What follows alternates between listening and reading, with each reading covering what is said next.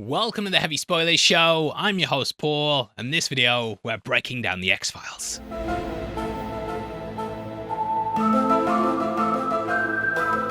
After the phenomenal success of Season 2, the X-Files was making waves through the mainstream. The truth was out there in a big way, with us really entering the show's golden age. You see kids, back then we didn't have like 50 different TV shows a week across multitudes of services, there was no YouTube, and content was just a bit more bare, a bit more barren. So a cliffhanger like Season 2 managed to sustain the conversation, and people were eager to learn what happened to Mulder. Airing on September 22nd, 1995, the season ran to May 17th of 1996. Containing 24 episodes, they really perfected the mythology stuff here, alongside the Monster of the Week entries, which was always attracting new viewers. The season really hit its stride when it came to the staff writers as well. Vince Gilligan was now fully on board, and newcomer Darren Morgan wrote some of the best dark comedies in the show's entire run. We also had the introduction of the black oil, which would come to be a big plot device going forward. Now if you missed our Season 2 breakdown, then we closed things out with the episode Anasazi. This saw Hacker the Thinker stealing the Department of Defense's files on UFOs. The government had also been drugging Mulder's water, which had made him begin to act a bit irrationally. He'd hit Skinner like the like button, his father had been shot, and he was very close to killing Alex Krycek. But Scully got him off it, and after heading to the New Mexico desert, he was shown a buried boxcar which seemingly had alien corpses inside of it. The cigarette-smoking man then arrived with his goons and burdened the car with Mulder seemingly inside. Now that takes us to episode 1, which is the second entry in what's known as the Paperclip Trilogy. Titled The Blessing Way, we pick up in the aftermath of the attack where the Men in Black search for Fox. They also interrogate the Navajo, and Scully's chased by a black helicopter with the data tape translations of the UFO's documents being taken. However, this is just a copy, and Scully says that the originals are Mulder. Upon returning to the FBI though, she finds it lying in Mulder's office. The Syndicate aren't happy about it going missing either, and they question the cigarette-smoking man's ability to get results. Not long after, Mulder's body's found buried under rocks, and he's taken to a sweat lodge to be healed through a process known as the Blessing Way. He said it! Now, Chris Carter has said this was his favourite episode to write, as it explored Mulder dealing with the death of his father. It also contained several big special effects for the time, which the creator said he was very proud of. Now obviously, TV at the time didn't have the craziest budgets, and these days, a lot of it looks pretty hokey. We have Deep Throat appearing over Mulder as he lies in a trance, and yeah, it doesn't look good, mate. Navajo consultants were asked to ensure the cultural accuracy though, with the Blessing Way apparently being a heavily used real technique. It was used for centuries to recover from illness, and though the effect doesn't look good, I did appreciate how they kind of brought that into the entry. And also, Deep Throat still being in a suit and death did kill me a bit. They got no gowns in heaven, mate, but it is good seeing the character appear, and here he arrives along with his father Bill. We're also told by the Navajo elder that Mulder must will his way through the Blessing Way, and it's only if he truly wants to return that he will. So Deep Throat and his dad basically tell Fox to go back to the land of the living, and this allows him to continue to expose the truth. Fundamentally, this is an episode about resurrection and regaining one's faith. It also helps to show how dangerous the Syndicate really are, because I'm like, being honest mate, I kind of felt they've just been fucking around this whole time. Sure, they killed Deep Throat in Season 1, yeah, but they're normally like, just like, oh, Mulder's discovered the devil exists or some shit. Just let him live. In the visions, he also sees the alien babies getting gassed in the boxcar, and it's quite a harrowing scene. He also learns that his sister isn't there in the afterlife, so this pushes him to return to find the answers. He recovers for a couple of days with the Navajo, and is even given sunflower seeds by the tribe as a gift. This is actually a nod to his father Bill, as in Season 2 he talked about how that was his dad's favourite thing to eat. Now with Scully we see she returns to the FBI, and a metal detector strangely goes off upon her entry and exit. Bit weird that, mate, but it's not too long before she discovers a small metal implant in the back of her neck. Removed by a doctor, she ends up visiting her sister to talk about what it is. Melissa tells her that she's probably got a lot of repressed memories from her abduction and that she needs to confront them. So she visits a hypnotist and recounts some of those memories. However, Scully pushes too far and has to end the session. She also notices Skinner coming out to her apartment building, which he later denies, but he was clearly there, and this will be important later. She then goes to Bill's funeral and meets Tina Mulder, aka Fox's mother. Here she's also approached by a member of the Syndicate known as the Well-Manicured Man. who I'm sure was in The Fifth Element as well. And I rate that they called stuff like Crew Cut Man and the Well-Manicured Man. But the Well-Manicured Man tells her that she's got a target on her back and that someone is going to kill her very soon. This will be in one of two ways, which will either be an assassin or someone very close to her. So mate, the paranoia seeps in. Mulder then finally returns home and asks his mother about a photo of his father and the syndicate. Meanwhile, Scully gets a call from her sister who says that she's gonna come over to the house.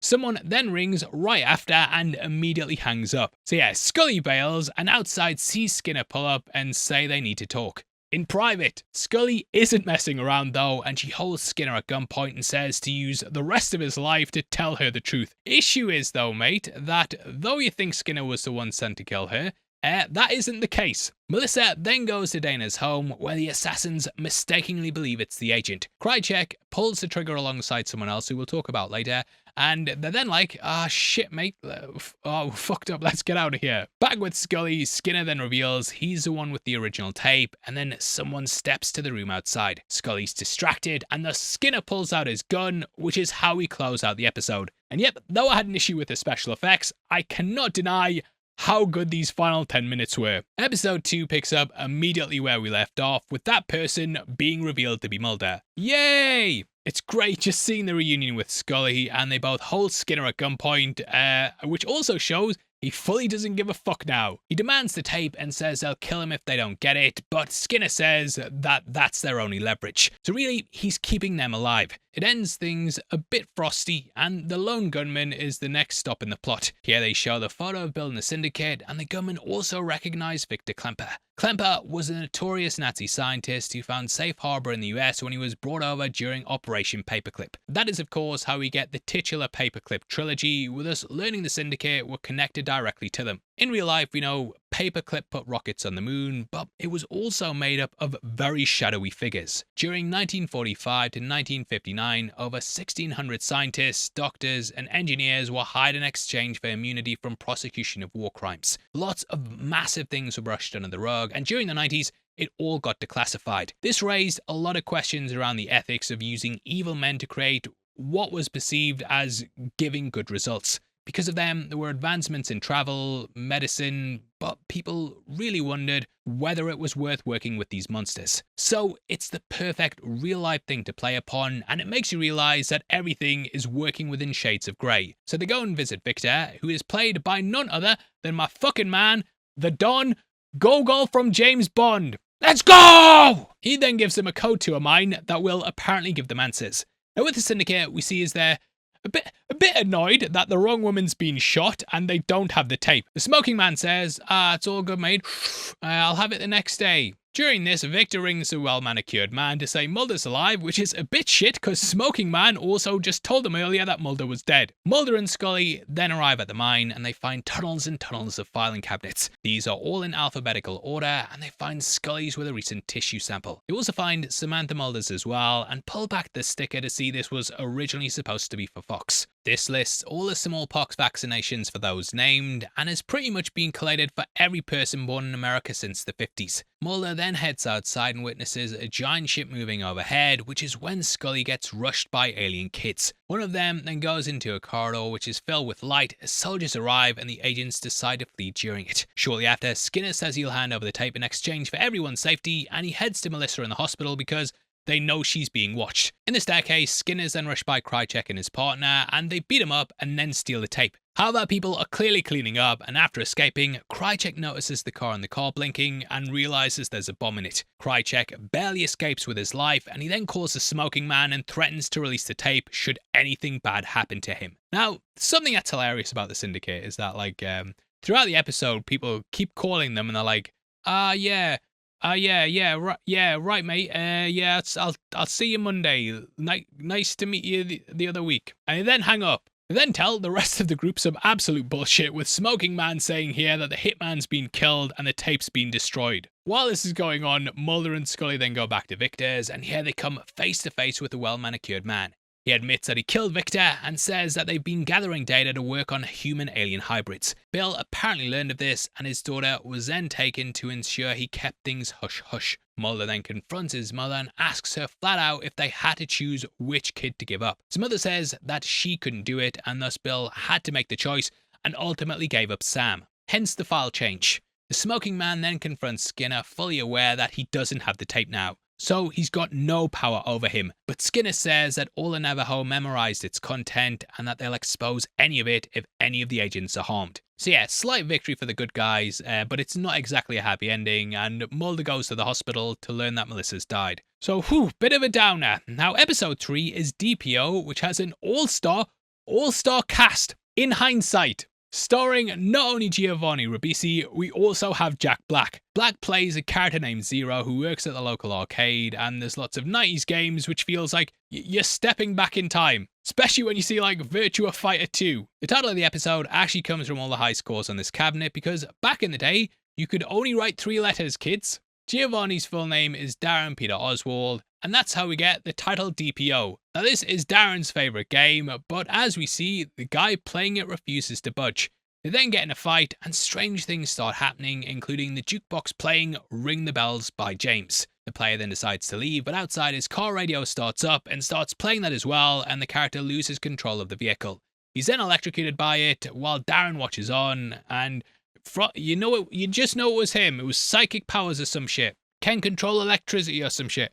Mulder, where are you? We need this sorted out. Now we learn that Darren has electricity-infused abilities and that he's been going around killing those that he feels have wronged him. This was inspired by real-life lightning strike survivors, including Roy Sullivan, who survived 7 strikes during the 1970s. They also looked at people who had high sensitivity to electricity and wondered what could happen if they created someone who could utilize that ability. He works as a mechanic and is obsessed with the boss's wife Sharon, and actually bragged to her he had incredible electricity powers, but being a normal person just like kind of freaked out about it and thinks the guy's a bit of a creep. Now the FBI get involved because several people have been mysteriously dying in electricity related accidents. Turns out lightning does strike twice, or like 5 times, as we see throughout the episode. So the agents go to question Darren because he was at the arcade when the first guy died. Rather than laying low though, he overheats Mulder's phone, and at this point I'd be like, yeah, arrest him there and then, mate. But obviously they can't prove it. Darren just starts doing more and more dumb stuff though.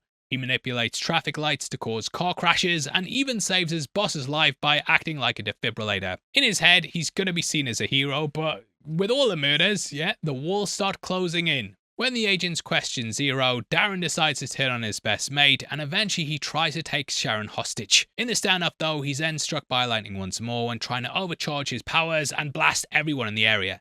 This kills the sheriff, and Darren's then put into a psychiatric hospital, but all the authorities admit they have nothing to really charge him with. We then close out with what I think might be the best credit sequence in the show, and see Darren watching the TV, mentally flicking through the channels and seeing the credits then play out over it. We also hear the song Live Fast Diarrhea by the Vandals, with Sneaky Pete wearing this t-shirt in the arcade at the beginning. Now Carter created this episode after finding a note he'd left himself in season 1 that simply said Lightning Boy. It took a while for them to figure out exactly how to do this, but they settled on doing what if Beavis and Butthead had electric powers. Kind of speaks to the 90s teen culture at the time, and how back then people were fixated on blaming video games and rock music. Darren was also named after X-Files writer Darren Morgan, who, as we'll talk about in this season, is a fucking genius writer. The strikes in the episode are also observed by the Astradorian Lightning Observatory, which was named after Executive Assistant Mary Astradorian, whose name I butchered. And what was an ironic twist of fate as well, director Kim Manner's best friend also died during filming, and the creative team basically told them that because of Zero and Darren's relationship, that they'd be more than willing to allow him to step back. However, he pushed through, and overall, though I don't think it's the bestest episode ever, it's pretty good and a nice sort of setting of the tone of what season 3 is going to be like. Episode 4 carries that tone with an entry that's one of my favourites in the whole run. Starring Peter Boyle, we see he's a depressed insurance salesman who possesses genuine psychic abilities. The character sees vivid visions of someone's death and becomes a key cog in catching a killer. What I love about this entry though is that Boyle's Clyde is so reluctant in his abilities that he sees them as a curse. On the flip side of this, we have a showman psychic who the police absolutely love. He shows up to crime scenes, parades about theatrically, and talks in general assumptions that make the police go wild. It plays into the Barnum effect, where vague predictions can seem personal and correct due to them not really touching on specifics. But Clyde is genuinely impeded by it, and he's able to carry things out by studying people's lives. Why did this woman collect dolls? What was it about her life? Was it one specific moment where she suddenly said, I know, dolls? Or was it a whole series of things? Starting when her parents first met. It somehow combined in such a way that in the end she had no choice but to be a doll collector. We learn he became obsessed after this with the death of Buddy Holly, who sadly died during a plane crash. He then said he started to think about not only all the actions in Buddy's life that led to that exact moment, but all the actions in everyone else's life around him throughout time that meant everything fell into place that day so Buddy could board that plane and then die on board it. And when you think about it, yeah, it is a bit mental. Upon becoming obsessed with this, he started to see all the elements around him and work out when everyone and everything would happen. I think that this is when Darren Morgan really hit his stride and he improved on everything that he did during Humbug. For as much as I and many other people enjoyed that though, Morgan didn't really enjoy his own episode and thus looked at others to write a more traditional entry. Thus, he looked at Beyond the Sea, in which the focus was heavily centered around psychic powers. Then he tried to emulate it while adding in his own dark humor, and I think in the end, this entry is perfect. They even have like scenes with a cop where he begs to know how he's gonna die and asks if it's lung cancer, and when Clyde says no, he lights up a smoke and is then killed by the killer right after it. Just little things like that really add to the storytelling. Even the micro expressions they do are perfect, and yeah, it all works so well. Now Morgan was also fascinated with the idea of faith versus free will. You also get another side to Mulder with him being kind of bumbling, but in a really good way. He's charming, but kind of baffled by everything, and Duchovny gets to do a lot with his performance. Bruckman also teases that he knows how Mulder's gonna die, and though Mulder asks how, he promises him he doesn't want to know. But throughout the episode, he keeps saying randomly going auto asphyxiation, what a way to go. And Mulder's like, huh? Why did you say that? He also sent Theory Times off until the end of Theory Time, as during the episode, Clyde tells Scully that she will not die. So how do I die? You don't. We'll talk about that when we get to season 6, but the writers felt like they almost wrote themselves into a corner. Fans theorized that Scully was immortal, and we'll talk about that as we get to it. And hey mate, we're on season 3. I promise we're doing it. I'm actually surprising myself that we've managed to make it 3 seasons deep. It's like 75 episodes and I'm still here. Beyond that, many characters in the episode are named after certain things from real life. Clyde Bruckman's called that after a writer and comedy director from the 50s who took his own life. The side detectives like Havers and Klein are also named after writer Gene C. Havers and director Edward F. Klein. Plus, one of the victims is named Claude Dukenfield, who was named after W.C. Fields. Now as for the killer, he constantly goes after fortune tellers, and it nicely plays into him wanting to learn what's going to happen. Clyde's then protected by the FBI and taken to a hotel where the killer just so happens to work. They then meet in a chance encounter, and even Clyde and the killer are shocked by it. They brought you right to me, right to where I work. What are the chances of that happening? Even just the way the killer asks him for guidance on when to kill is such good writing. No. You don't kill me now. I don't. Why not? How should I know? Scully figures it out though by finding a tarot card with a bellhop on. Rushing to the kitchen, we then get the fruition of a vision that Clyde had warned Mulder about. But Scully arrives and saves him, playing off a prediction from earlier. But your confusion is soon to come to an abrupt end with the arrival of a woman, a blonde or a brunette.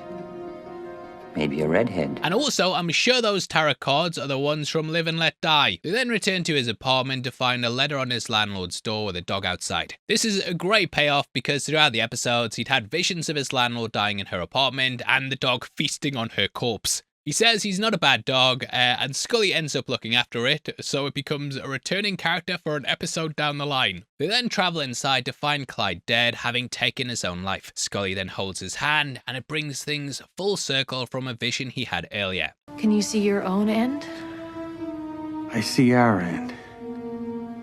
We end up in bed together. Now, for as perfect as the episode is on first watch, I think this is an entry that benefits rewatches as the script's so well put together. Overall, this is a complete classic, and I think it's a 10 out of 10 episode, as I'm sure you can guess. That then takes us into episode 5, which is titled The List, which also feels like it's pulling things from beyond the sea. We meet a death row inmate named Nietzsche Manley, who we discover was wrongly convicted. Nietzsche is executed, but during his final words, he vows to strike down 5 men in vengeance for what they put him through. He then returns from the grave to work through the list of people that wronged him. This episode was inspired by several death row last words, in which inmates would shout and curse the witnesses. There are also tales of prison guards who talked about ghosts wandering the halls, and it adds an eerie feeling to the episode. Plus is the fact that capital punishment debates were really starting to ramp up in the 90s. Several states and countries had decided to ban the death penalty, and this was down to there being so many wrongful executions. So it's a great way to tie that into the supernatural. The concept is pretty straightforward though, and as I'm sure you can guess,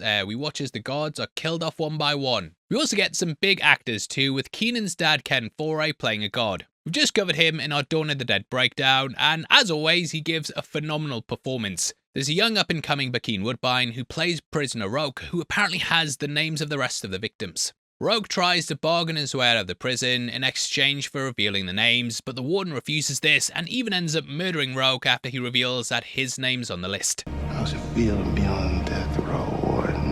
We then say Roke's name must have been on the list to cover it, but Mulder starts to doubt it. We also learn that Foray's dating Nietzsche's girl, who at the start promised she'd always be there. He tries to tell her to play it cool, but she awakens one night and sees Nietzsche standing in the door and later shoots Parmelli, who she believes to be him. The warden then assumes that Parmelli was the last name. The crimes then get pinned on the dead guard, though Mulder doesn't believe it. However, Scully's like, "Case closed, mate. It's over. Drop it." In the end, though, the warden's killed while driving after Nietzsche appears in his rearview mirror and claims his last victim. So overall, not the greatest of episodes of all time, but still a really solid one that's aided by lots of really solid performances. Does feel like they were refining certain things about the formula though, and even sort of redoing and remaking certain things that had come before. That's especially the case with episode 6, which is titled Too Shy, Hush Hush, I. Now, the title of Too Shy comes from the username of a killer who's going around seducing women through chat rooms. The internet was, of course, this new fancy-fangled thing, and there was lots and lots of stranger danger over who exactly you were talking to. They didn't even have profile pictures because people, couldn't upload photos to the internet or something, and it was just a name on screen telling you what you wanted to hear. We didn't have camera phones there. We couldn't just instantly post. You had to, take a photo on a digital camera somehow, which might not have even been invented, and then put it on the internet. So yeah, very scary times, and the killer's a mutant named Vincent Encanto, who's a fat digesting monster that feeds on overweight women. The Lonely Hearts Club site is where he prowls, and he lures women on dates so he can feast on them. Their bodies are then found slowly being digested still due to an enzyme he put inside them. The detectives have to scour through chat logs, testimony from the friends, and tackle this new age technology to try and catch a killer. It's a little quaint in modern times, but I think it works really well as a gritty chase for a serial killer. The killer himself is also extremely interesting and chilling. His neighbor hears him typing away all day and night and assumes he's a writer and thus asks if he can read her poems. She is a blind daughter as well, who says he smells like soap, but her mum is clearly interested. But my guy is like, nah, no way, you're disgusting, you're too fucking skinny, love. He then goes to the ladies of the night, and it very much plays upon how real-life killers move in these sorts of circles for easy crimes. Killers often target marginalized groups, and I love the way the episode tackles quite weighty themes. Pun not intended. He preys on the vulnerable who have body image issues, and it also ties into fears around the dangers of the internet. These, of course, still exist today,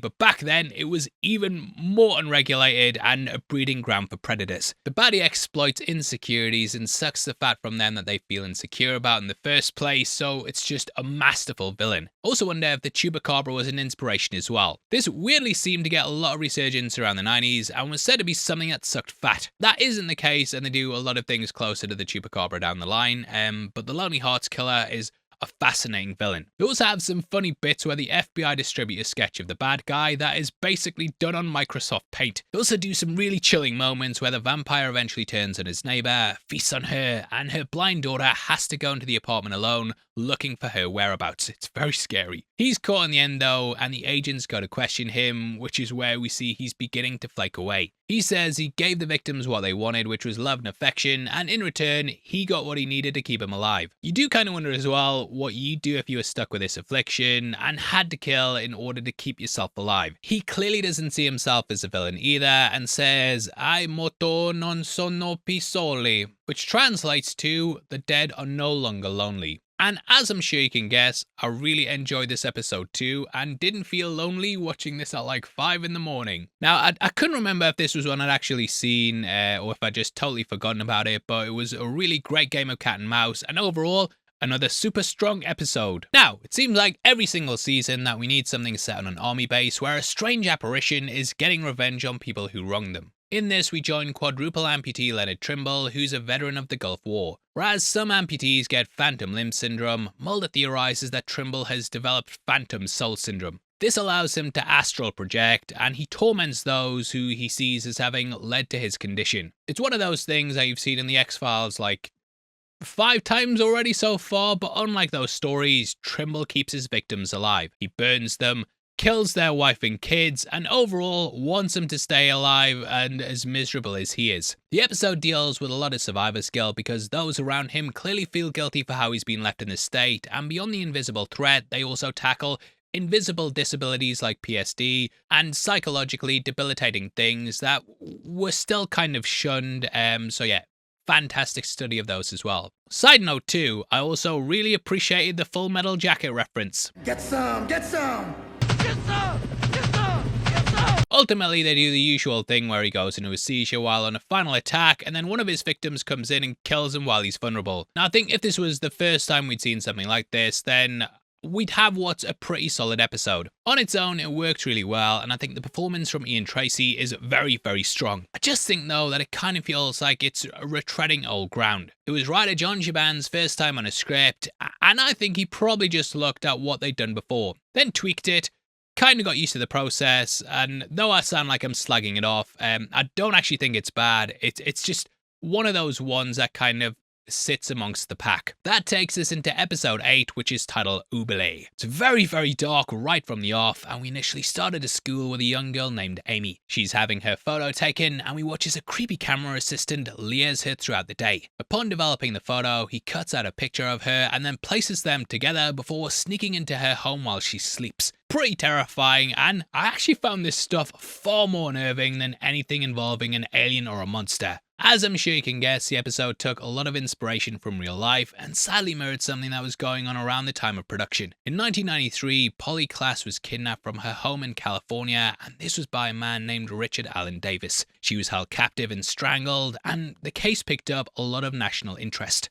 Now, I'm sure you've heard of Amber Alerts, and it was actually on this case that the precursors to it started to be put in place. 3 strike laws were created, and the case helped to protect kids from predators. Fox were worried that this might garner some negative attention, but I think the episode is very, very respectful. This entry has a bit more of an upbeat ending as well, where we get a rescue instead of death. That comes through the supernatural element of the entry, which involves psychic empathetic links. We join a restaurant worker named Lucy Householder who has a seizure after getting hit with visions of Amy. Turns out she's a survivor of abuse herself, and she's a former victim of Wade. A link was created between the pair through their trauma, and Lucy starts to exhibit the wounds that are currently being inflicted on Amy. Lucy having to go through the same thing again is devastating, and it's quite clear she fears men. So Mulder has difficulty winning her trust, but he clearly sees a lot of similarities to his sister Samantha. Both Lucy and Amy were abducted in the same way, and thus he kind of takes on the role of a big brother. It adds a bit of conflict because he clearly starts to care when the other officers want him to remain detached.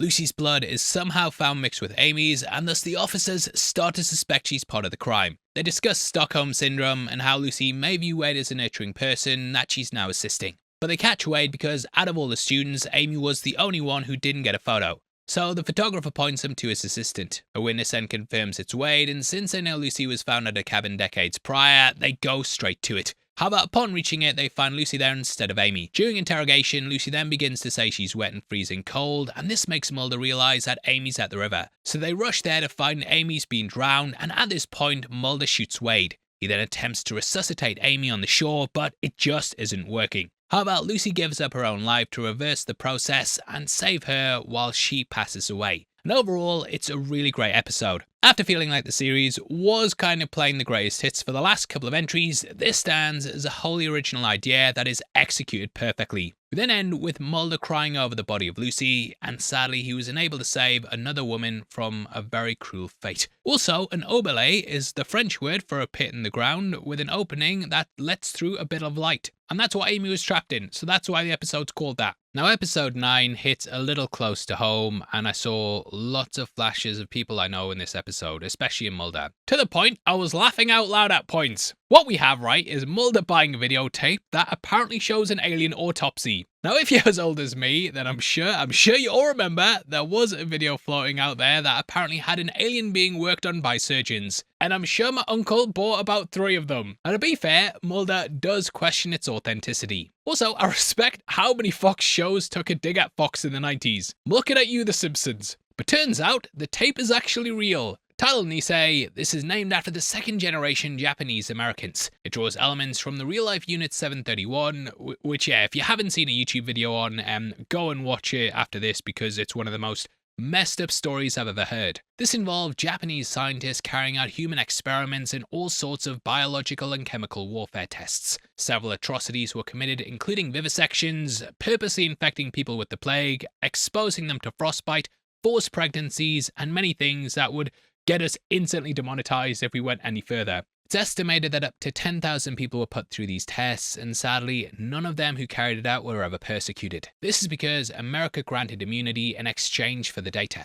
So it sort of parallels things with Operation Paperclip. Now, whereas those guys put us on the moon, 731's experiments ultimately led nowhere. The US was already decades ahead when it came to the intelligence they garnered, and yet it's one of the most messed up things in history. Where it works with the X-Files, though, is that we learn more about the hybrid experiments and what the Syndicate are really after. The story spread across a 2-parter, with the second part being named 731, or 731, or 731, but I'm sure you can guess why that is. Now, similar to real life, Mulder captures a Japanese agent, but it turns out he has Diplomatic immunity. Scully also meets a group of abductees who say they recognize her. Amongst the group of women, she gets flashes of the tests and finds some kinship amongst the group. They also have their implants, and it's here she discovers one of the women's gotten terminal cancer and that all of them will get this eventually. The government then starts to cover things up, and the Japanese agent's found dead, and the country's a bit annoyed at America. His mysterious briefcase missing as well, which is currently in Scully's possession. Mulder also goes to visit Senator Richard Matheson, who, as we mentioned last time, was named after the writer of I Am Legend.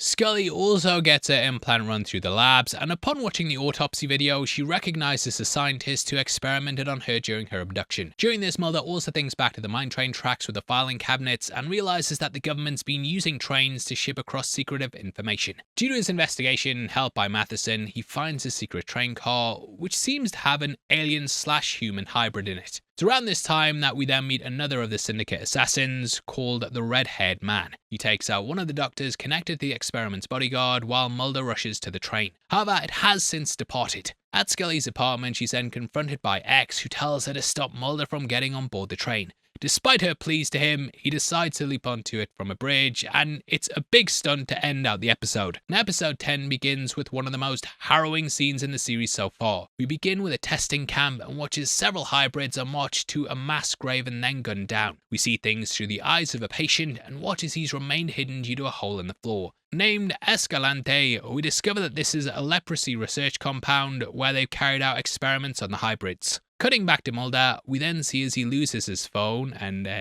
props to Duchovny because he's actually riding on top of the train. Bloody Ethan Hunt over here! His side of the episode has him investigating the train in what's easily the strongest mythology episode so far. The Red-Haired Man finds and kills a Japanese scientist, and Mulder ends up holding him at gunpoint in what I believe is the kitchen car. The pair are both trapped in a room, and the man tells Mulder that if they try and use the keypad to escape, it'll activate the bomb. So naturally, Mulder calls his bluff and tries his luck. On the flip side of this, Scully meets with an FBI analyst named Pendrell, who becomes a recurring character in the series. He then tells her about the implant. Turns out these can replicate someone's brain patterns and thus allow others to read someone's mind. The scientist who created this was the one just murdered on the train, and it's after this that she journeys to the camp. Here she finds some of the hidden patients in hybrids along with Escalante. He shows her the grave, but gets murdered when soldiers arrive and take her to the first elder. He basically tells her about everything that's going on and then takes her to the train that she was experimented on. This just so happens to be the place from the videotape, and they've been doing the work on these cars, including implanting the chips. She learns that the Japanese scientist was part of this, and they actually used alien abductions as a hoax to cover up the fact it was carried out by humans. She then calls Mulder to tell him that unfortunately there is actually a bomb on the train, and Mulder discovers that he's indeed activated its 90-minute timer. Inside a cabinet is also an alien-human hybrid that's been infected with a disease. Should the car explode, it'll unleash the disease, and this will apparently kill thousands. So Mulder kind of goes back and forth on maybe Scully's being lied to. Aliens do exist. I've been looking for them for like 15 years, they must. But even then, there is still doubt. Then again, if that were true,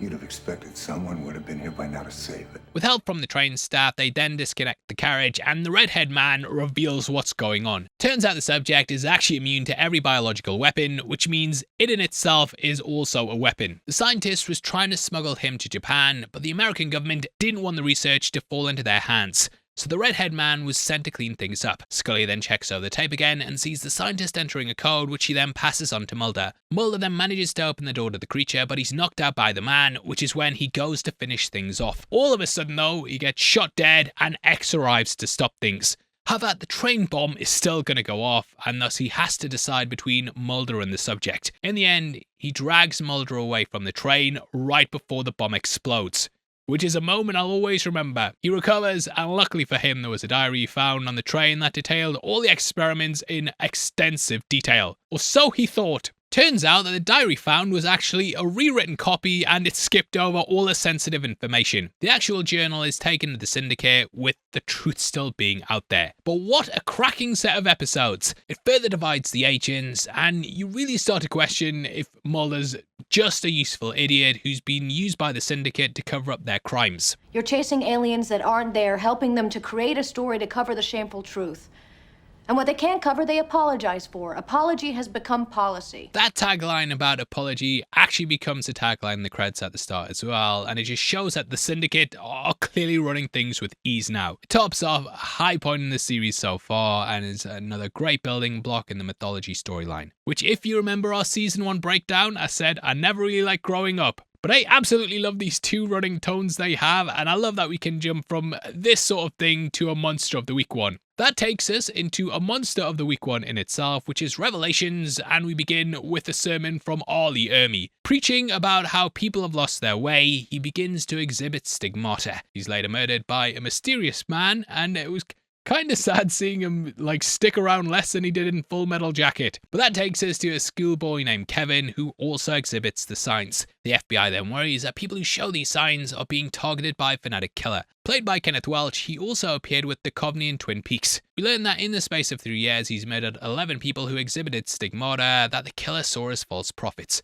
But Kevin seems to be real. Based around the stigmata phenomenon, it looks into the surge in them that we had in the 20th century. The Catholic Church even investigated hundreds of these occurrences, with them sometimes being psychosomatic, self-inflicted through pressing one's nails into their hands, fraudulent, or completely unexplained, or potentially even real. Casting your mind back to the time, you might also remember there was a big thing around miracle child cases. This is something they discussed earlier in the season, and check out our season 2 breakdown for that. And pick yourself up a t-shirt on the X-Files at the merch store below with discounts for the summer. What I love about this episode though is that it flips things around in terms of Mulder and Scully's role, with the former now being the skeptic. Scully's faith is what pushes her through, with her going above and beyond to protect the young boy. Scully also starts to witness things she can't explain. Kevin teleports, which is known as bilocation, and this is something the creative team actually had difficulty selling. They said they had to rewrite the script several times to try and ground it, and yeah, seeing it in the episode, I actually think it works quite well. Kevin's father at one point also spoke in tongues, but they removed this and had him just say Kevin was meant for a great war between good and evil. We also have quite a strong performance by Michael Berryman, who you might recognise from The Hills of Ice. He plays Owen Jarvis, who acts as Kevin's guardian angel and says he was asked by God to protect the child. Owen is eventually killed, but under autopsy, Scully sees that the body doesn't decay, which denotes that he's an incorruptible. Through analysing the handprints around his neck, they're led to Simon Gates, who is the one trying to get Kevin. After running Kevin's mother off the road, he then takes the child, but Scully arrives to save the day. Kevin departs by saying that Scully will see her again, which leads to Scully then embracing her faith. She goes to confession for the first time in 6 years and asks why Mulder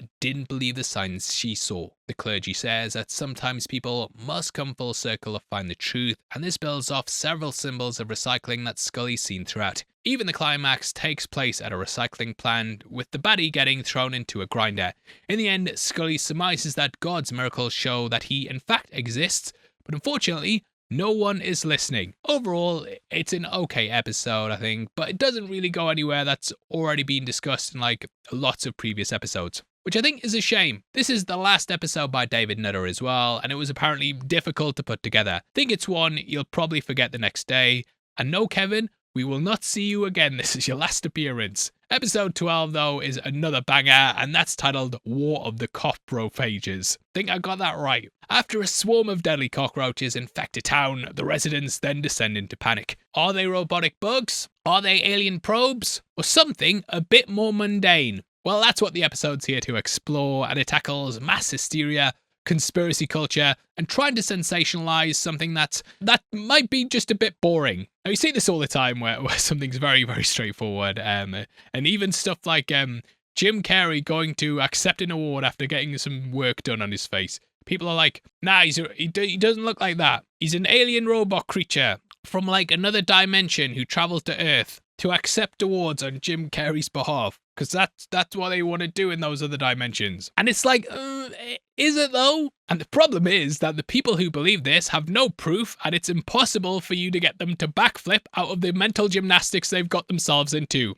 Throughout the episode, there's several people found dead from heart attacks, with it seeming like the cockroaches could be causing this. However, there's also the theory that people are just so scared that the sight of a cockroach can inspire people to have a heart attack on the spot. And as someone whose mum used to bathe chocolate bars during the pandemic, yeah, I can see how fear gets to you. The entry was inspired by urban legends around government drone bugs and the 90s scare of killer bees and insects and stuff. Morgan also looked at fears around the Millennium Bug and how the world was sent into a state of panic because of it. And ultimately, it led to nothing. Spoiler alert. Also, if you're lucky enough to not be as old as I am, then the Millennium Bug was basically like a computer bug that people thought was going to end the world. Basically, they thought we're having set clocks on computers to go back to zero when the millennium hits, so they'll all explode and the entire world's economy will be destroyed. Lots of people fixed it. Lots of people got involved. Wasn't a big thing.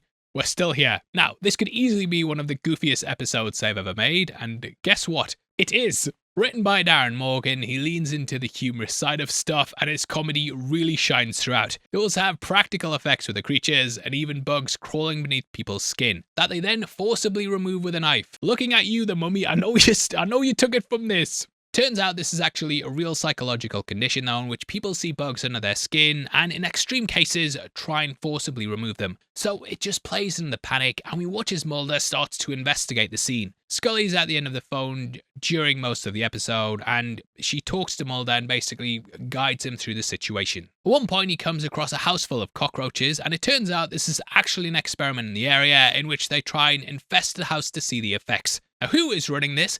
Just so happens to be an extremely beautiful scientist who Mulder immediately falls for. Duchovny just absolutely kills it, and most of the interactions are absolutely hilarious. Like when he enters the house and sees the cockroaches, he's on the phone to Scully, and he starts panicking when they start coming out the wall, and then the woman appears, called Bambi, and from here everything changes. Does my scientific detachment disturb you? No, actually I find it quite refreshing. But... Not now. Scully, can I confess something to you? Yeah, sure, okay. I hate insects. We also have another scientist in a wheelchair who's fascinated with them as well. Named Dr. Ivanov, he's been working on an insect-like robot, and the two suspect that aliens could send them to Earth to spy on us.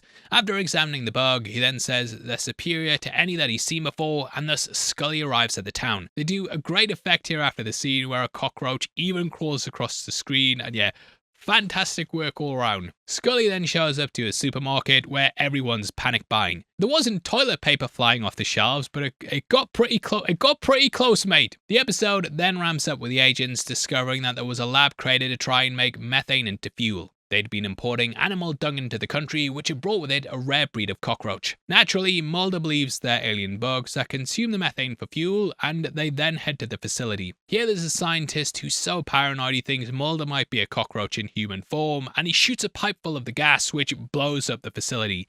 He then dies while the agents just get away, and we see the ruins of it as we cut to dawn.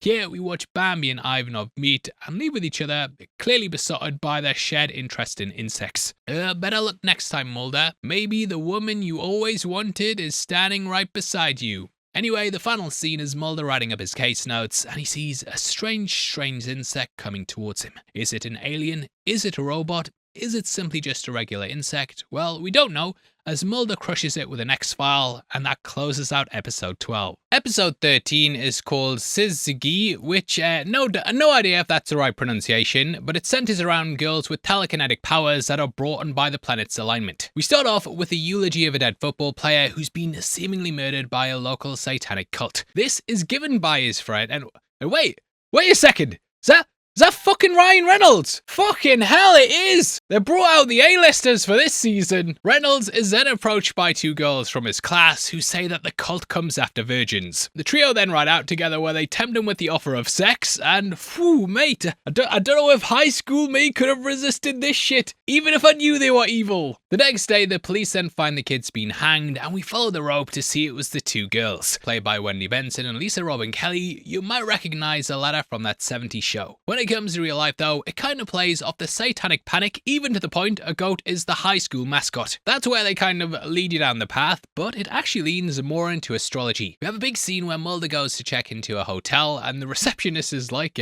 all into that shit, mate. She's all like, Jupiter is in Mars' constellation, so the reflection from Venus is causing everyone to act differently. What?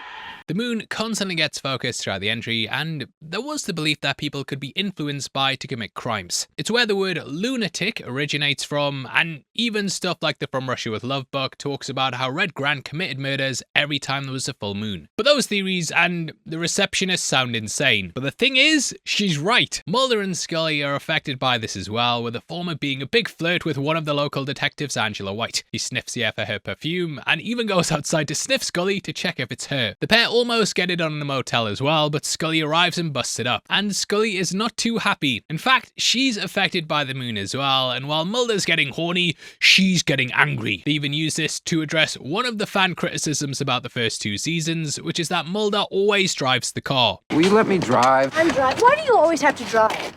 Because you're the guy? Because you're the big macho man? No. I was just never sure your little feet could reach the pedals. In the end, the girls commit more and more murders. At a party where they're doing Ouija boards, they play Bloody Mary and use a shot of glass to kill a student. Eventually, the pair are arrested, but at the station they turn on each other and even use their powers to set off all the guns. Then chase to a room to confront one another head on, but when the clock hits 12, the planets have shifted and thus they're now out of alignment. And thus the powers are gone. A town's mob has assembled during this and seeing the girls in a vulnerable position, they then settle on it being the work of Satan. What? Oh. Okay. But I seen it, and it was the girls. Episode 14 is titled Grotesque, which heavily centers around the behavioral science unit. In it, we follow Mulder, brought on board by his old profile mentor to crack the case of the Gargoyle Killer. Speaking of that 70s show, we have Kurtwood Smith playing Mulder's mentor. We even get what I think is a direct nod to RoboCop as well, with Mulder pinned down by Patterson and his sideman as they stand on his arm and then mock him. Now, this turns out to be a dream, but it definitely feels similar to Murphy's death. He's a man named Bill Patterson who's been studying the killer for years, and is someone that Mulder worries has drifted too close to the abyss. Patterson believes that to catch a monster, you have to become one. Now, we've seen this stuff studied in things like the Hannibal show, and how in studying these killers, one can lose their grip a bit and start to descend into darkness. There's also some similarities to Red Dragon as well, with the killer creating sketches of gargoyles. Written by Howard Gordon, he came up with the idea while walking through New York City. He noticed a gargoyle looming over the sidewalk and thought up a tale of a gargoyle spirit that possessed those who walked by. The killer initially seems to be a man named John Mostow, who claims a gargoyle possessed him to carry out the murders. Patterson mocks this and is annoyed that Mulder gives any credence to the theories. He basically calls him a shithead who never hits a thumbs up, but the murders continue while Mostow's jailed. Things don't look good for Mulder either, and one of the murder weapons is found with Mulder's prints on it. Mulder claims he just wanted to feel what the killer was feeling, but his behaviours become a bit erratic. Going to Mostow's studio, he finds Patterson's partner inside one of the gargoyle structures, and then Patterson arrives. Mulder realises he was the killer, which is when Bill transforms into a gargoyle. Mulder manages to shoot the creature and it rolls off a roof, but on the ground it appears to be Patterson. We then end with him in his cell screaming that he didn't do it, while Mulder talks about his descent into madness. Patterson seemingly spent 3 years thinking like a killer day and night, and thus became twisted by the darkness. Patterson imagined himself in the killer's place to the point he became one, or at least that's how it seems on the surface. We close out with a gargoyle drawn in blood on the wall of his cell, and it does make you wonder if he was actually possessed. While we don't find out a definite answer for that, it's a pretty dark episode that's filled with a lot of horror. The episode was apparently what led to Carter creating Millennium, which delved more into the psychological toll that comes with catching a killer. Episode 15 is what comes next, and that kickstarts another UFO two-parter that brings in the black oil in a big bad way. This would become a major part of the franchise, and it's here that we're introduced to it. Mirroring the naval oil leaks from World War II, we see as the ones here have a more supernatural side to them. We start off on board the titular Piper Maru, which is exploring the Pacific Ocean. Piper is actually a little nod to Gillian Anderson's daughter, who was born during production on season 2. Her full name was Piper Maru Anderson, with her attending a lot of events with Gillian. We then watches a diver named Gautier travels down into the sea to find a World War II fighter plane that has something weird going on with it. Even though the craft is decades old and appears to have been submerged for that time as well, the pilot inside is still alive and trapped there. Gautier notices there's a black oil-like substance in his eyes, and upon going up top, we see it's infected him too. Meanwhile in Washington, we see as Scully's furious that the murder of her sister has been all but forgotten, with the case now classed as inactive. We actually see the other side of this throughout the episode, and constantly see Skinner at a restaurant. Throughout, he's visited by the grey-haired man and his goons, who constantly tell him to back off. Back off, see? Something bad's gonna happen, see? This comes to fruition at the end of the entry, with a customer coming in and arguing with the waitress. Skinner goes over to ask if there's a problem, and the guy shoots Skinner where he stands. Now, this is actually Louis Cardinal, and if he looks familiar, then this is because this was Krychek's partner who murdered Scully's sister alongside him. In episode 16, we discover his backstory and learn he's a career mercenary who operated during Iran-Contra. But the investigation being dropped causes a lot of tension between Scully and Skinner, and clearly shows the FBI don't really value her. But she's not got time to mope about the office because Mulder tells her of the Piper Maru. This reportedly has also encountered another ship that may have picked up a UFO, and when the crew returned to port, they were also suffering from radiation burns. They go to investigate, and we see as Gautier arrives home and passes the black oil on to his wife Joan. You ever just want to go up nice and close and suck out her breath? I've never heard that before. Now, upon reviewing the footage of the ship's discovery, Scully immediately recognizes the aircraft. Her father was obviously an naval officer himself, so she visits her dad's pal, Commander Christopher Johansson. Turns out he'd been sent to find a sunken plane aboard a submarine, and that his commanding officer had been possessed by the black goo as well. What's a quite funny little cameo from before they were famous, we also see that Michael Bublé is actually part of the crew. Mulder's investigation then takes him to a woman named Geraldine, who apparently is the secretary. However, something is off about her, and little does Mulder know, she even has a shotgun under the desk. Following her to Hong Kong, he discovers she's embroiled in selling government secrets, and these include the info stolen at the end of last season. Mulder then decides to arrest her and handcuffs him and her together. It's at this point that he's then confronted by Krychek, who denies killing Mulder's dad. Turns out he's been passing on the secrets as a broker, with Geraldine acting as a secretary. Geraldine is shoved out the door, with that then being locked, which leaves her out in the corridor. It's at this point that a group of men arrive and shoot her, which is when Krychek bails out the window. Ow! hell! Mulder manages to get free as well, which is when Joan arrives and basically turns herself into a bright light which covers the men in radiation burns. But Mulder catches back up with Krycek fleeing the country and he arrests him at the airport. And then Krycek is like, mate, let me go to the toilet, mate, I'm bloody bursting. So Mulder lets him go for a pee, which, yeah, I don't know how smart that is. But while he's at the urinal, Joan comes in and he's like, I don't know, he smiles a bit without even thinking it's a bit weird that there's a woman in the bathroom. She then infects him with the black goo, and we end the episode with him leaving with Mulder. Feel better? Like a new man. The two-parter then picks up with Apocria, which, again, I cannot pronounce, but it heavily ties into the flashbacks with us kicking things off in 1954. I've made a huge mistake. We join a heavily burned crewman talking to the government about his experience on Scully's dad's mate's submarine. He then tells them the rest of the story and how the officers were locked in with the infected captain. They killed him, and rather than being stuck there with Michael Bublé, the goo then drained off into a grate. The two agents here then learn a lot about what's described as an entity, and we then see that these are actually Mulder's dad and also the cigarette smoking man. With Scully, we see his skin is brought into the hospital, and he says the man who attacked him was the man who grabbed the tape last season. They then later identify the killer's DNA to match it to samples found near Scully's sister. Meanwhile, Mulder and Krycek arrive in America, which is when they run off the road. Mulder's knocked out, and we see that they're there to assassinate Krycek, but he busts out that bright light that burns the rest of them. Taken in, the smoking man then says he's seen something like this before and orders that all the bodies are destroyed, even though the men are still alive, which is cold-blooded. Mulder then wakes up in hospital with Scully at his bedside and gives his theory time on what the black oil is. Now, he suspects that the oil itself isn't the entity, but there's an entity inside it that's using the oil as a medium to move from host to host. The oil itself, when analysed, was used in World War II, and it sunk to the bottom of the ocean in some of the vessels that we've seen. The creature then uses oil as a way to move from person to person. Capable of possessing a host, it controls them and then goes about its business. With help from the lone gunman, Mulder then tries to grab the tape, but it's unfortunately empty, and we learn what's happened to the real one. Krycek has returned it to the smoking man, but he wants to know where the recovered UFO ship is. The Syndicate isn't too happy, mate, and they know there's a leak in the organization, even though, like, pretty much all of them are leaking shit all the time. They say that the waitress has given a description of Cardinal O, and thus it's time for him to go bye. If he's ID'd, then there's a chance he could be arrested and then could spill the beans on absolutely everything. Now, while this is going on, Mulder and the gang have been scanning the package the tape was in, and he shades a pencil over the paper to reveal a phone number. This belongs to the well-manicured man who meets him because, like, as we've seen, the guy fucking loves leaking shit. They all do, mate. I like fucking heavy spoilers in 2019. I've seen stranger things, believe me.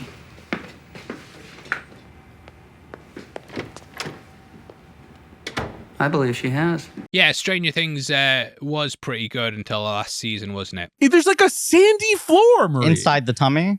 Yeah. Why is there a floor? Anyway, Mulder then meets the well-manicured man, and he tells him that during the Second World War, a quote-unquote Foo Fighter went down in the ocean. Though the bands pretty much made the name associated with them, it was actually a term that was used to describe UFOs in the Second World War. The government went with the cover-up. It was the third atomic bomb bound for Japan, and this is why they needed such an effort to try and get it back. He then implies that Skinner could be in trouble, and Mulder tells Scully to protect him. We join her as he's transported in an ambulance, which is when Louise attacks. Scully then gets him on the ground at gunpoint, and Anderson does like her most angry performance ever. Are you the man that shot my sister? Please don't kill me. You shot my sister! Please, I can't tell you. Tell me! I can't tell you. Tell me! I can't tell you what do you want. Like, I've never seen Scully that mad before. He tells her it's Krycek and that he's headed to a missile silo in North Dakota. The police then arrive and arrest Louise, which is when Mulder and Scully head to the silo. Unfortunately, they're captured before getting to the salvaged UFO. However, we as the audience get to see what's going on in there. Krycek's on top of the ship, and we see as the oil pours out his eyes and mouth. The oil then seeps inside, and we cut back to Skinner going to the X-Files on the road to his recovery. The episode ends with Scully visiting her sister's grave, and Mulder arrives to see Cardinal's body was found in his cell. Back at the silo, we see Krycek trapped behind the door, desperately pleading for someone to free him. Maybe that man was right. Maybe we bury the dead alive. It's a cracking way to end this conspiracy-laden double bill, and another big step forward in the mythology story. I also love how Scully gets some closure for her sister's death, because It did seem like it had kind of been forgotten. It also tied things in nicely with the death of Mulder's dad and the mystery of what was going on with the Syndicate, Krychek, and Cardinal. So overall, another cracking entry, and I think I need another Monster of the Week to chill me out a bit. And it's a banger. Title pusher, we join a killer named Robert Modell, who's got hypnotic suggestion powers that can bend people to his will. Arrested at a supermarket, we see as he uses his voice to manipulate the cop who caught him into crashing their escort. And the shade of blue, he says, has lived rent-free in my head since the first time I saw it. Cerulean blue. Shit, you know, mate, I used to make a joke about that every art lesson, and everyone in the class was like, what the fuck's this weirdo on about? He ain't gonna amount to shit. And I was like, I'll be a YouTuber. And they said, what the fuck is that? And I said, I'll show you. But this perfectly demonstrates his power, and the cop is unable to see the big blue truck that's heading towards them. In the aftermath, we learn that in the cop's dying moments that he freed the prisoner before collapsing. So the FBI is brought in, and it leads to a deadly game of cat and mouse. Written by Vince Gilligan, the story is kind of an extreme version of a hypnotist who's chosen to use their powers for evil. If you've ever watched like Derren Brown robbing someone in the street, then you'll know he uses the power of suggestion to lull people into a docile state where they seem more receptive. If you've got a phone on you as well, that'd be terrific. I'll just grab your, thanks. I'll take that off. Lovely. Makes for a cracking villain, and you really wonder how the agents are gonna stand a chance. Psychology and suggestion is something that's always fascinated me though, and we encounter it more than we think. Every day, advertisers bombard us with products that make us think we need to buy them. Be it a merch store with a great t-shirt or a YouTuber telling you to subscribe, people constantly suggest things to others to make them think they can change their lives for the better. That's why the character's so good. He's very unassuming and low-key, but still appears like an unstoppable bad guy. It's a theme that runs throughout a lot of Gilligan's work, and he often writes small men who want to be big. This is even shown in the opening moments as Modell scoops up a load of tins of Boost from the shelves. We also get a really nice little nod to Fluke Man on a magazine as well, that I really appreciated. Behind that image is also a photo of prop master Ken Harley, so it's a nice bit of props there from the master. Anyway, this desperation to be big and noticed is what causes his downfall. Turns out the police became aware of him because he was a contract killer whose victims were all thought of dying accidentally. The only way they found out though was because he rang up to brag and told them things that the press never found out about. So they do know he's legitimate. Modell refers to himself as a Ronin, which is a samurai with no master, but yeah, he's just a pathetic little guy who's clearly after attention. Again though, he just makes for a fascinating character, and since this episode's release, Modell's been called a sort of prototype for Walter White and Saul Goodman. He's just a little man who wishes that he were someone big. Both were desperate to prove themselves as well, which also ultimately led to their downfalls. They're addicted to the idea of going out in a blaze of glory, which I think makes them fascinating characters. In my research, I also found out that Gilligan was inspired by things like MK Ultra and mind control experiments. It all comes together in this excellent story that truly is one of the best in the series. And Gilligan even said when handing in the script, "This is the best work I'm ever gonna do for you." Now, I'm sure he'd disagree down the line because the guy made some absolute bangers, but yeah, have to say, I can imagine you writing this and giving yourself a big pat on the back. Mulder and Scully do a lot of excellent police work as well, like tracking the name Ronin, finding ads about how he advertises his hitman services, tracing it to a payphone, getting a call from Modell, and then basically star 69ing the call to find out where he is. They have a great scene at a golf course that follows it as well, where we watch SWAT teams in ghillie suits watching from the trees. But ultimately, the police always get bested, with a guy even covering himself in gasoline and sparking up a lighter under the instructions of Pusher. Luckily, Mulder and Scully are quick to put it out, but it highlights how dangerous that Pusher is. What I love about this scene as well is that they could have easily written it where the guy sets himself on fire and dies, but it actually does more to have that happen, and then your hero's quick thinking save the guy's life. So it elevates the threat and the heroes at the same time, and just highlights Gilligan's excellent writing. Now after this, Mulder finds him in a car completely wiped out, which is when he's arrested and taken to trial. Bet you $5 I get off. He of course gets the judge to let him go, but Mulder kind of one-ups him by showing we all have certain powers of suggestion as well. I believe you owe me $5. Hey, your shoes on top. Made you look. How do you do it? Upon looking up his past, the agents discover that he actually applied to the FBI but was found sociopathic. He had an absolutely average career and was an average student at an average college and became an average military man after failing to meet both the requirements for the Navy SEALs and Green Berets. He then worked supply, got honorably discharged, and never really did anything truly of note. But he tells people self-aggrandizing lies such as he was a samurai in Japan and trained under several masters. But he views people as little more than objects and is willing to manipulate them to do what he wants them to do. What's really driving Pusher though is the fact he has a brain tumor and this has given him his abilities. The protein drinks at the start are something he has to load up on because they're a way to help him recover from his exhaustion. Mulder infiltrates the FBI with a piece of paper that just says pass and gets the office secretary to pull the file on Mulder. Skinner oversees this, but Mulder convinces her that he was the man who mugged her, and she sprays him with mace and kicks the shit out of him. And my guy cannot catch a break. After this, Scully even concedes Mulder's crackpot psychic theory could in fact be right. I'd have to agree with Agent Mulder, sir. Fucking hell! Even Scully's agreed to it! After this, they then get the green light to raid his home and find out the character's dying. And there's also a bit of an on-the-nose film playing at the time. Right in the eye. Right in the eye. Mulder just wants to go out in a big, over-the-top way though, and he'll keep pushing and pushing until that's the case. He calls their partner agent for the episode and even causes him to have a heart attack, which is pretty brutal. Realizing he'll need treatment for his tumor, they track him to a hospital. Mulder enters unarmed, but finds the guard was pushed to kill the MRI technician and then himself. He's missing his gun, and this allows Mulder to take Mulder hostage. In one of the rooms, Scully finds the pair playing Russian roulette, which apparently was a nightmare to get past the sensors. They had to heavily cut around it, but it leads to a very, very intense scene. Darren Brown actually did a similar stunt years later that was one of his most controversials, and though he used blanks, they're still extremely deadly at close range.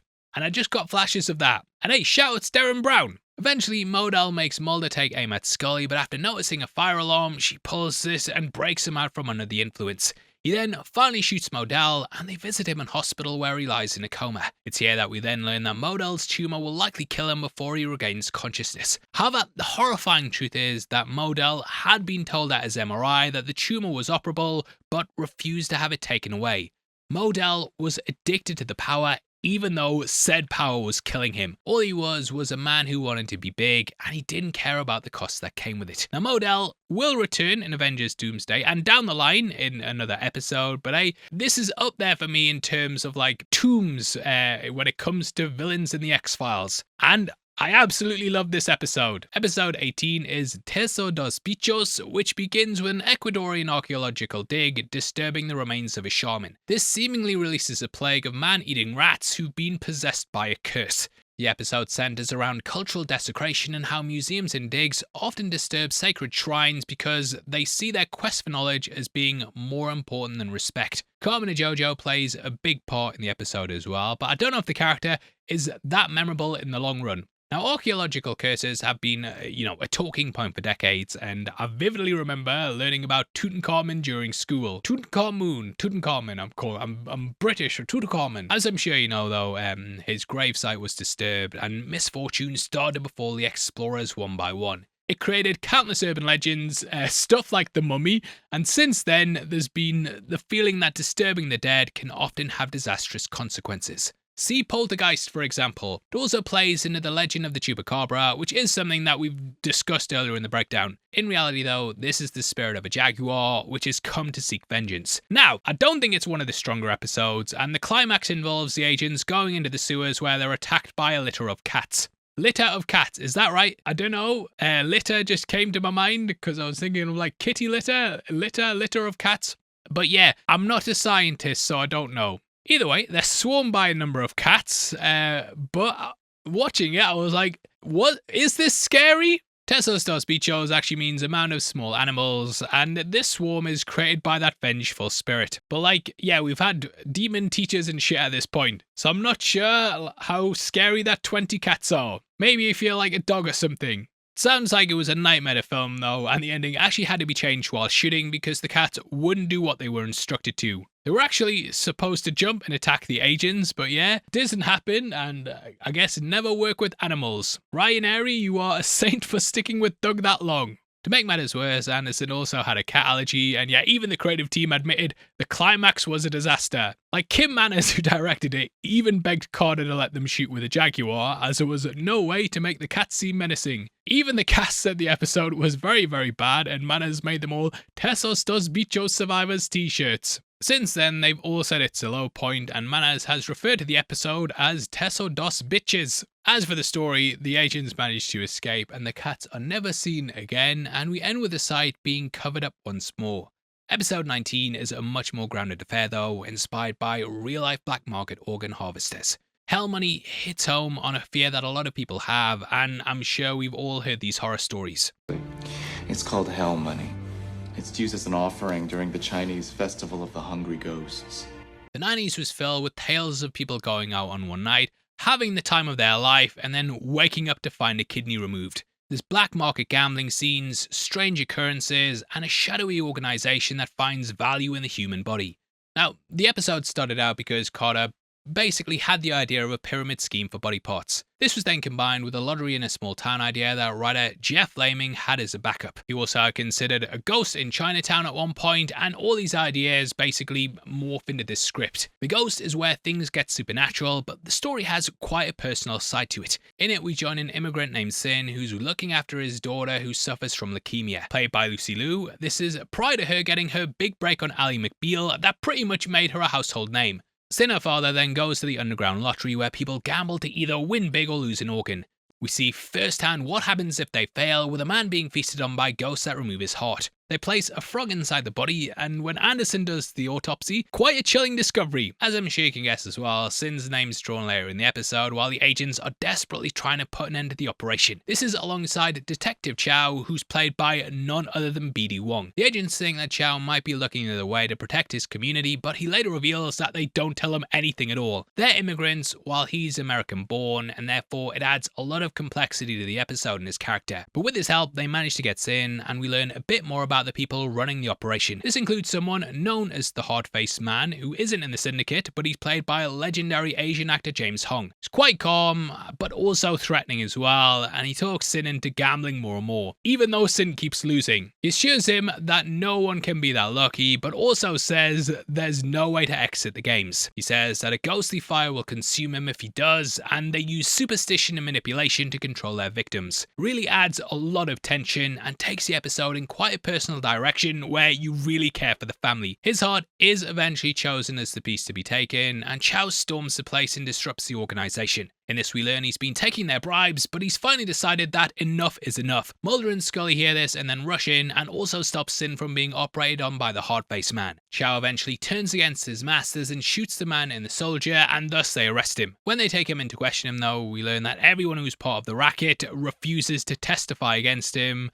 and it's unlikely that he's ever going to be prosecuted. He says that he came to the country desperate years ago, and the people they used were desperate as well, but he gave them hope and an example of what they could become if they were willing to bet it all. He says that a life without hope is worse than death, and that's what he gave those people. The wall of silence is really hammered home here, and it just speaks to the difficulty that the FBI has in investigating these crimes.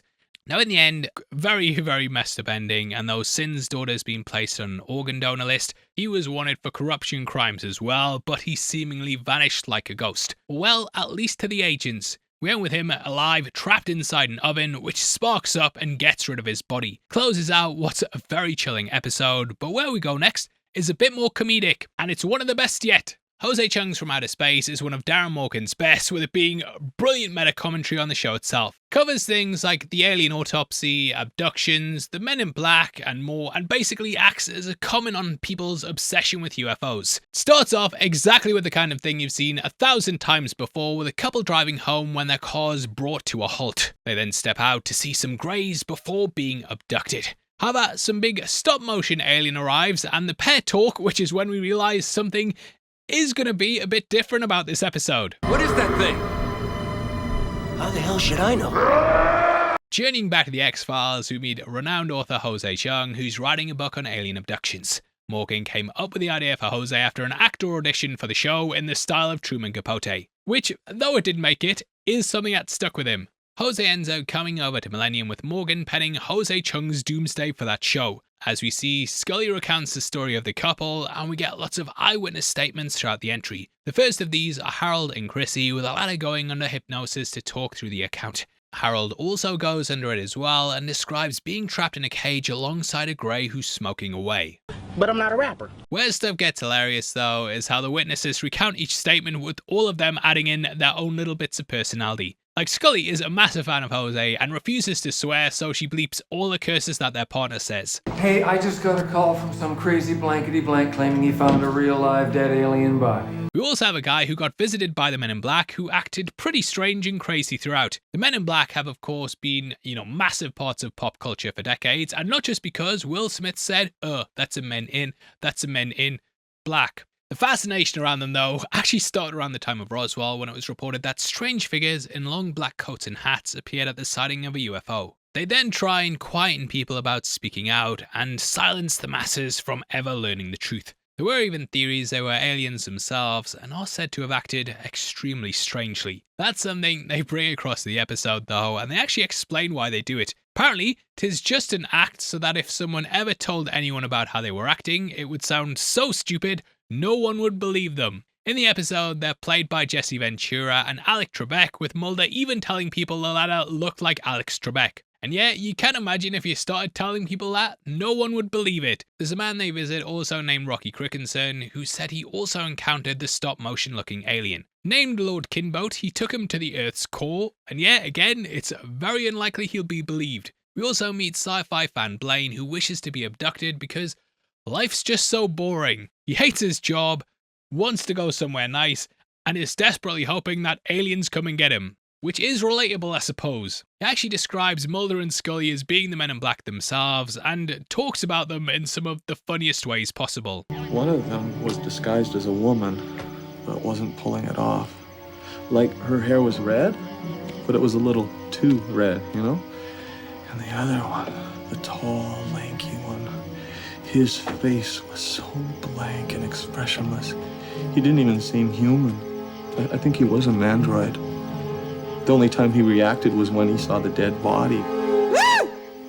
This is them recovering what seems to be an alien corpse, but upon performing an autopsy, we see it's just a US Air Force pilot in costume. The government come to retrieve the body and let slip that the other missing pilot is a man named Jack Schaefer, which is a name I have drilled into my brain because they were the showrunner on WandaVision. But there's no relation, and this isn't a nod at anything. And not everything is Mephisto, but let me know below if it is. Anyway, Mulder manages to find him, and at a diner, he divulges the truth. Turns out the Air Force deliberately dresses aliens when flying experimental airplanes because if an enemy pilot spots them, they're going to be less likely to shoot them down. Like, yeah, and you can understand, like, you're flying about, you see an enemy aircraft, you're like, shoot that shit. But if you see a UFO and aliens coming out of it, you're like, oh, well, I don't know what's going on, I need to go back to the airbase. Schaefer and his partner were the guys at the start with the teens, but they'd actually been abducted by an alien for real. Anyway, the story wraps up with Mulder and Scully later visiting the site of the crashed plane where Schaefer's body's found.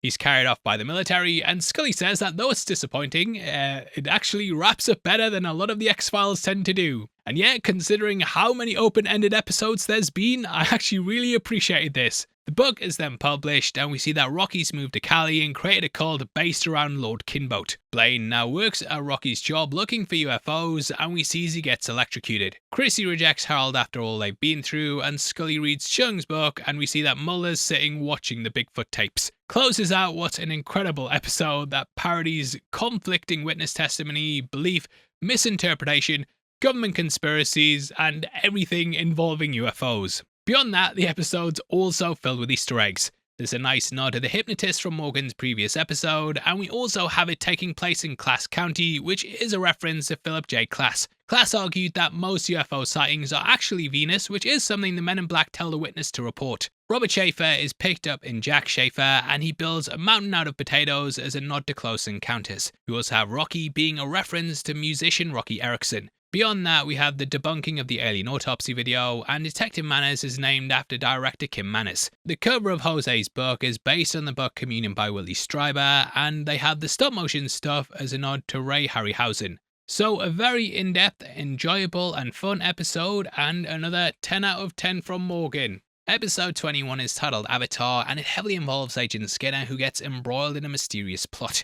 We begin with Skinner being served divorce papers from his wife Sharon, and at one point even get a little photo of the pair's happy day, complete with wig. Heading out to drown his sorrows, Skinner meets a lady at a bar and the pair get a room. However, during the night, Skinner has flashes of an old woman and he awakens to find the lady dead in the bed beside him. So, not looking good, mate. This ties into the title of the episode, and though Avatar means something completely different these days, it used to be a Sanskrit word that referred to a deity. Mulder initially believes it to be a succubus who's potentially draining the life from Skinner. It also plays off sleep paralysis and how people often witness an old hag staring at them in the night. Something I've seen myself, we've all seen an old hag in the middle of the night and been frozen with fear, and though sleep paralysis is explainable through science, there were centuries and centuries where that wasn't the case. So when people claim they saw demons in the night, this was often taken as being gospel. And it's kind of where the succubus originated from. Skinner is of course implicated in the murder though, and Mulder learns that the lady was a lady of the night. Skinner denies knowing that was the case, and to him, the pair just met in a bar. The agents then visit her madame, who also gets killed later in the episode. Now, throughout the entry, Skinner sees the old woman dotted about wearing a big red raincoat, which also feels like a Don't Look Now reference. Upon grabbing her, he sees it's just his ex-wife Sharon, who still clearly cares about the character. Scully discovers Skinner was being treated for a sleep disorder in which he kept seeing this woman, and it calls back to the conversation that they had about Vietnam. There, Skinner told Mulder he had a near-death experience, and he basically expands upon that and says that he saw this woman during it. While this is going on, Sharon's also left in critical condition after being in a hit and run. Skinner's suspected of that too, and it seems like his life's spiraling out of control. Mulder then ponders whether there's a bigger conspiracy afoot, and if someone out there is trying to weaken the X-Files. Skinner's a man who's always gone to bat for them, and Fox believes dark forces are trying to ruin his career. He also thinks that the old lady may in fact not be a malevolent force, but instead someone trying to warn him. In Vietnam, Skinner said the lady appeared to him as he was dying and actually pulled him back from the brink. So he thinks he should instead run towards her instead of seeing her as someone trying to harm him. In the investigation, they also get an imprint of the face on the airbag of the car that hit Sharon and conclude that that doesn't match Skinner. They then go to one of the other escorts who says that the woman was hired by a man to go to Skinner. So they get her to say the FBI have been closing in and to go to a hotel, which is where they'll assassinate her. At the hospital, Sharon starts to recover and the old woman takes her place and tells Skinner to lean in. He does so and goes to the hotel and arrives there just as the assassins are about to strike. He enters and kills them, everyone learns the truth, and thus Skinner's name is cleared. We end with him returning to work at the FBI, with Mulder asking how he knew to be at the hotel. Skinner refuses to tell, even off the record, and he just prefers to keep things close to the chest.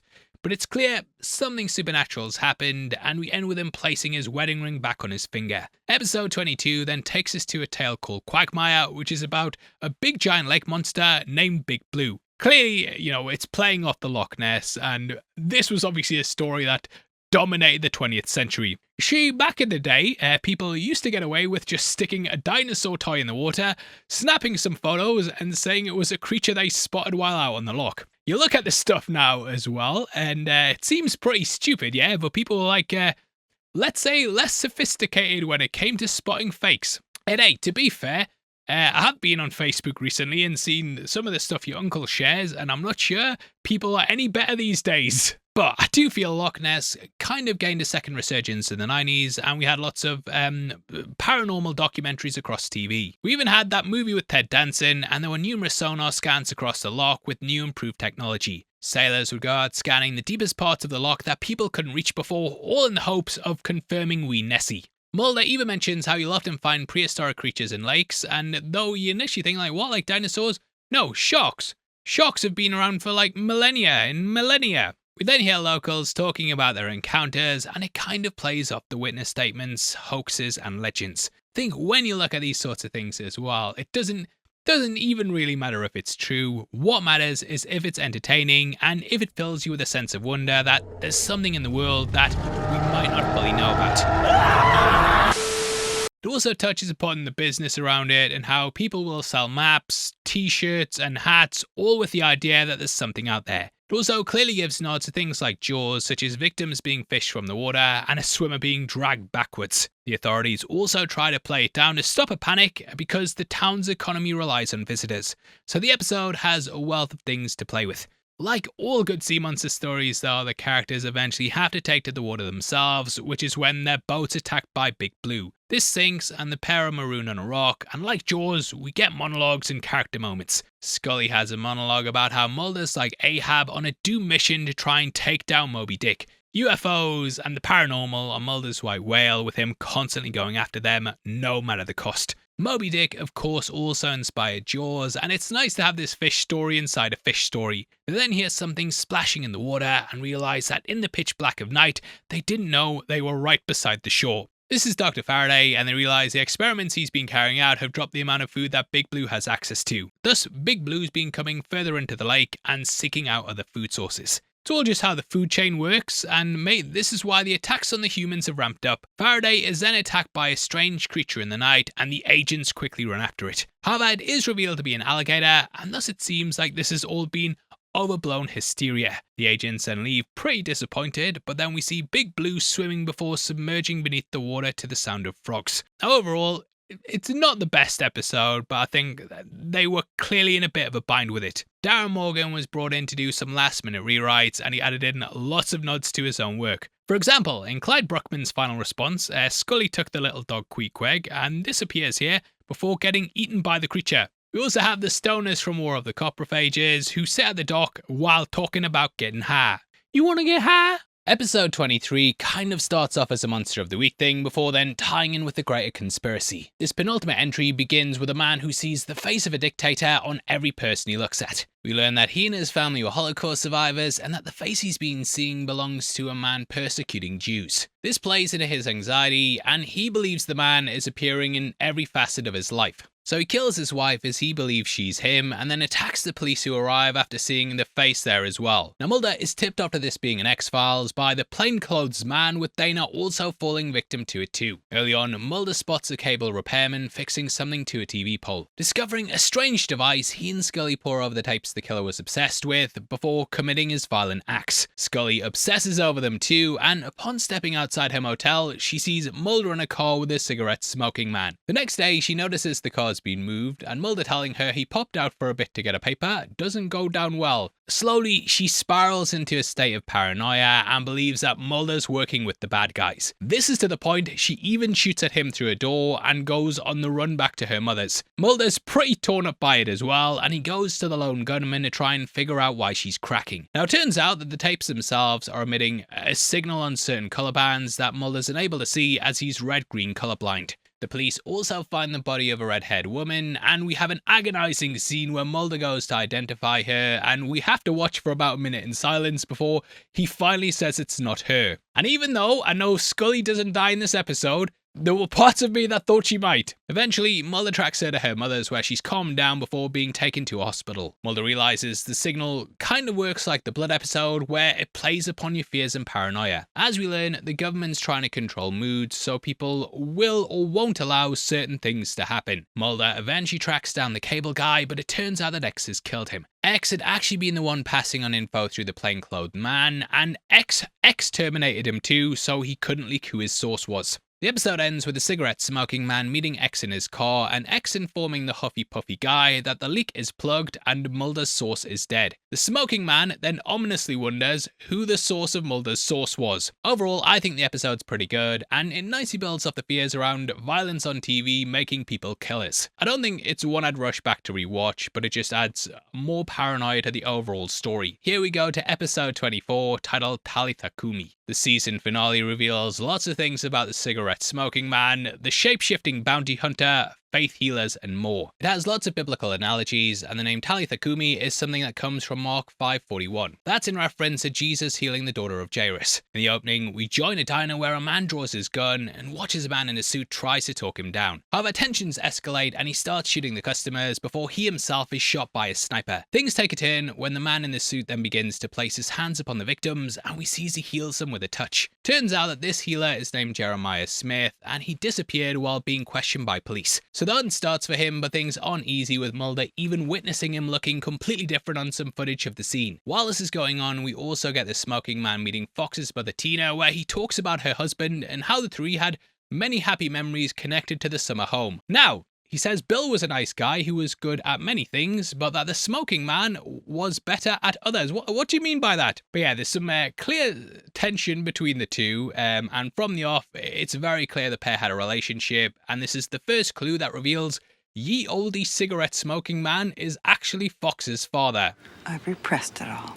Yeah, so did I, love her. And for as big as a fan as I claim to be, I totally forgot about this reveal. And I think the writers repressed it as well, because yes, they've said nothing so far that hints at that being the case. But the pair are photographed from afar, and Tina then suffers from a stroke. At the hospital, she writes the word palm on a notepad, and Mulder, being Mulder, correctly guesses this is connected to the healer who cured people with his palms. He then travels out of the summer home, where he's met by X, who shows him photos of his mother and the smoking man. Mulder's completely blindsided by the fact the pair know each other, and he starts to question whether Tina might have been smoking the smoking man, eh? He also knew that his mother said she refused to go back to the summer home, so starts to suspect that something may be here. Looking at the piece of paper, he then rearranges the word palm to spell out the word lamp. It's this that leads him to the lamp, and he finds the needle weapon that was used by the alien bounty hunter. So yeah, there's some shape-shifting going on, and at the FBI, a man appears who claims to be Smith. Jeremiah Smith, of course, also sounds similar to John Smith, and it's clearly a biblical alias used by a higher power. Scully later looks up records of the name and finds multiple aliens using it at multiple addresses. This clearly builds off the Doctors and Samantha clones from earlier in the series and is a nice little touch that just adds to the mystery. During an interview, the double says he can't remember the diner at all and totally forgot to hit the thumbs up. What's really going on though is that the smoking man has Smith locked up, and we learn that he was once part of the syndicate. However, Smith feels like they've lost their way. Smoking man says the deal is that he wasn't allowed any indulgences beyond his duty and that they're not supposed to be doing this. Smith then asks what the smoking man gives to the humans, and he says he gives them happiness in exchange for authority. They take away their freedom and security in order for a sense of safety, and smoking man says